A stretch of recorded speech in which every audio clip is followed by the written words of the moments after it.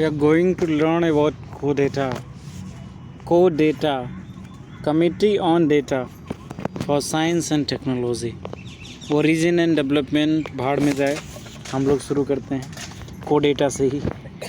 यहाँ पे देखो कोडेटा जो है ना 1966 में एक काउंसिल था, उसको हमें याद नहीं करना है, बना था और ना तो सन याद करना है।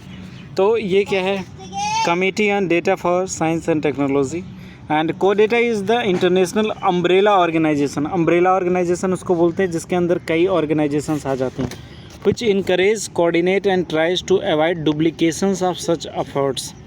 कई कौन कौन से एफर्ट्स को, evaluate, store, retrieve, disseminate, ये चार चीज़ जो हैं इसके डुप्लीकेशन को रोकने के लिए कोडेटा नामक संस्था का आविष्कार किया गया।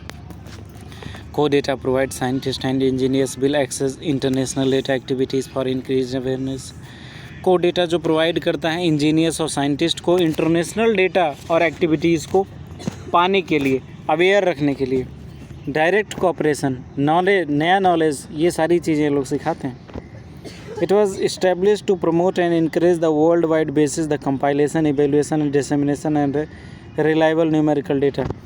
ये इसको इस्टेब्लिश किया गया था पूरे दुनिया के कंपाइलेशन को, इवेल्युएशन को, डिसेमिनेशन करने के लिए, ये सारे काम करने के लिए किया गया। ये मोस्टली जो physics, chemistry, biology, geology, astrology, engineering, इन सारे सब्जेक्ट्स को ये लोग देख रेख करते हैं। फंक्शंस क्या क्या लोग काम करते हैं, सबसे पहले ये वर्ल्ड वाइड सर्वे करते हैं, डेटा कंपाइल करते हैं, एवेल्युएशन करते हैं।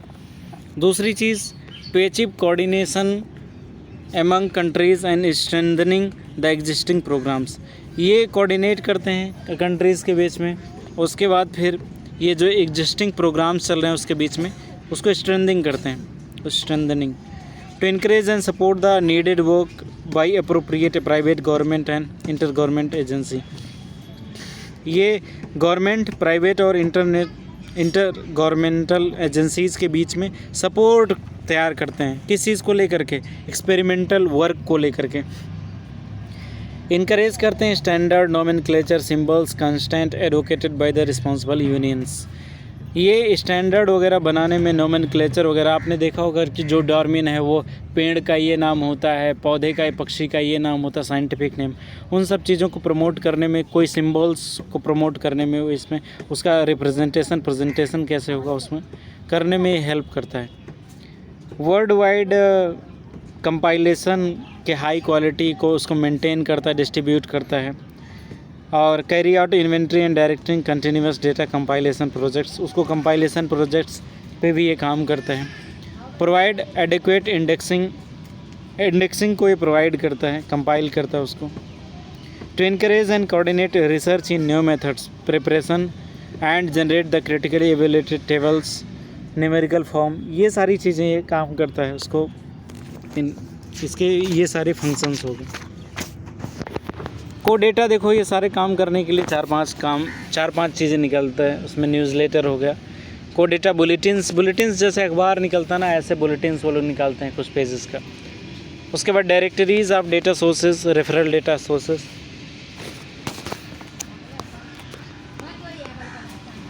ये कुछ 4-5 काम करते हैं। तो इंटरनेशनल और नेशनल लेवल पे डेटा सेंटर्स कौन कौन से होते हैं ये हम लोग जान लेते हैं। डेटा सेंटर्स टाइप्स, उसके काम हम लोग जान लिए। और उसके बाद डेटा इंटरनेशनल डेटा सेंटर्स कौन कौन से होते हैं। नासा एस्ट्रोनॉमिकल डेटा सेंटर हो गया, ADC हो गया।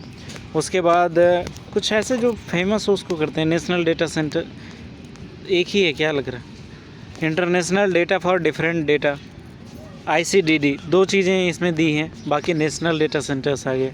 तो इंटरनेशनल पे हमें 2 ही याद करना है, नासा एस्ट्रोनॉमिकल डेटा सेंटर, अगर नहीं याद आ रहा तो लिख दो सिर्फ नासा डेटा सेंटर बस।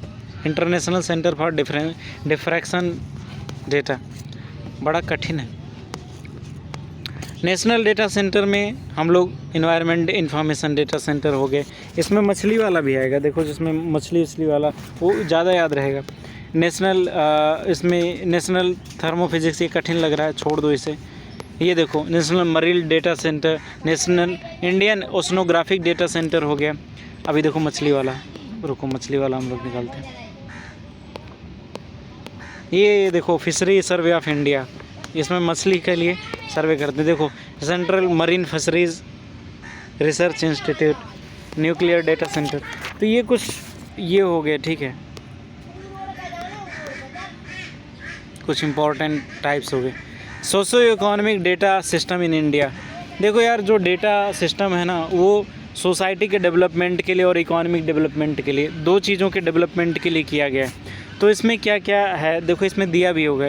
Socio economic data pertain, socio economic data क्या होता है उसको हम लोग जान लेते हैं।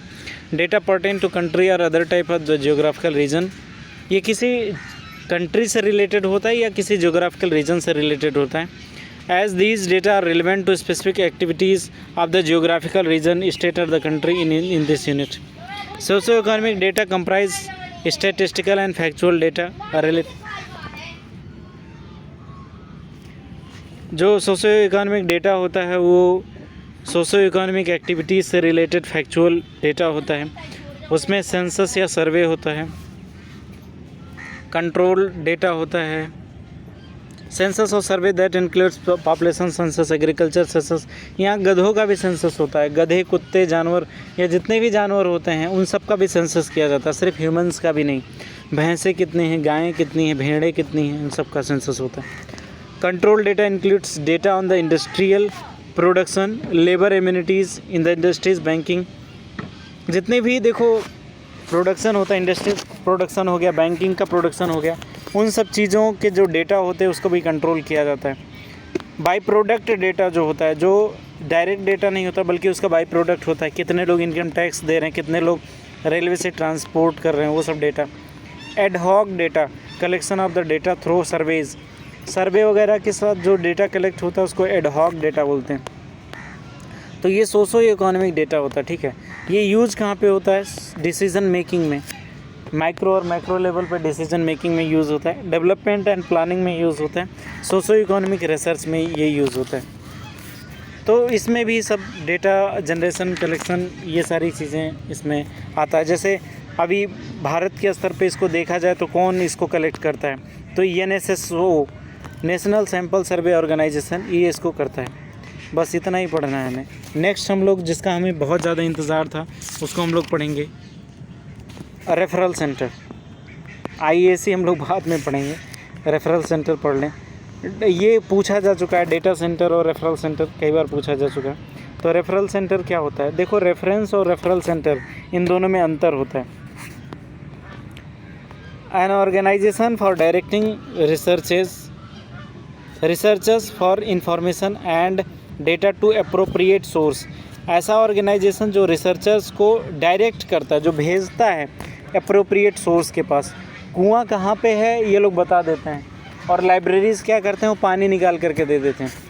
तो ये जो कुआं का जो बताते हैं, मतलब ये लोग रेफ़र कर देते हैं। जैसा हॉस्पिटल में जहाँ पे ज़्यादा सुविधाएं होती हैं, ऐसे हॉस्पिटल में मरीज़ को रेफ़र कर दिया जाता है। तो ये लाइब्रेरीज़, इंफॉर्मेशन सेंटर्स, ये लोग रेफ़र कर देते हैं, ठीक है। रेफरल सेंटर्स का फंक्शन क्या होता है, काम क्या? देखो, नीड और पर्पस भी देख लेते हैं। सबसे पहली चीज़ है कि यार बल्क फैक्टर, एक पहली चीज़ है यहाँ पे। एक कोई ऑर्गेनाइजेशन होता है, वो सारी की सारी क्यूरीज़ को सॉल्व नहीं कर सकता। जैसे कि मैं ही एक ऑर्गेनाइजेशन हूँ जो कि आपके सारे के सारे क्वेश्चंस और डाउट्स पे वीडियो नहीं बना सकता, जो तो जितना हो पाता है उतना ही। तो इसीलिए रेफरल सेंटर की ज़रूरत पड़ती है, इसीलिए ILL की ज़रूरत होती है, इंटर लाइब्रेरी लोन की ज़रूरत होती है। तो डिवीज़न ऑफ लेबर हो जाता है, इससे क्या होता है, काम बढ़ जाते हैं। फंक्शंस क्या होते हैं, इसके काम क्या होते हैं? सबसे पहले ये पूरे संसार के डेटा को कलेक्ट करते हैं। जब कलेक्ट कर लेते हैं, फिर उसके बाद दूसरी चीज़ होते हैं कॉम्प्रहेंशन, इन्वेंट्री। फिर उसको इंडेक्सिंग वगैरह करते हैं, फैसिलिटेट करते हैं उसको स्टोर करने के लिए। तीसरी चीज़, यूज़र को गाइड करते हैं जो उसकी मांग होती है।